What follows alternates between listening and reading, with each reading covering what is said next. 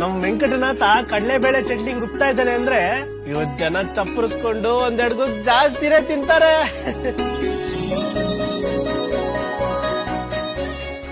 ಆಹಾ, ಚಟ್ನಿ ಎಷ್ಟು ಚೆನ್ನಾಗಿದೆ. ವೆಂಕಟನಾಥ ಮಾಡಿದ್ದು.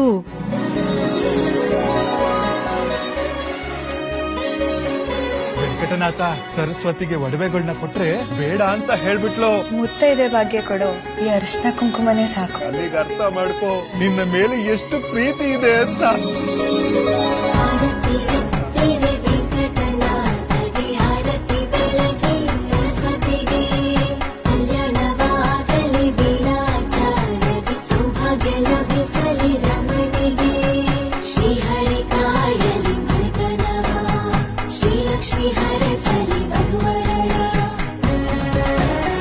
ನೀವು ಮಾಡಿದ ಕಡಲೆಬೇಳೆ ಚಟ್ನಿ ತುಂಬಾನೇ ಚೆನ್ನಾಗಿತ್ತು.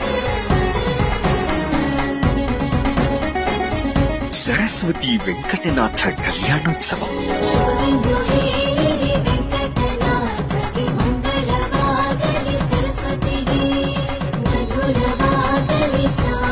ಶ್ರೀ ರಾಘವೇಂದ್ರ ಮಹಾತ್ಮೆ ಪ್ರತಿ ಶನಿವಾರ ಮತ್ತು ಭಾನುವಾರ ಸಂಜೆ 6ಕ್ಕೆ.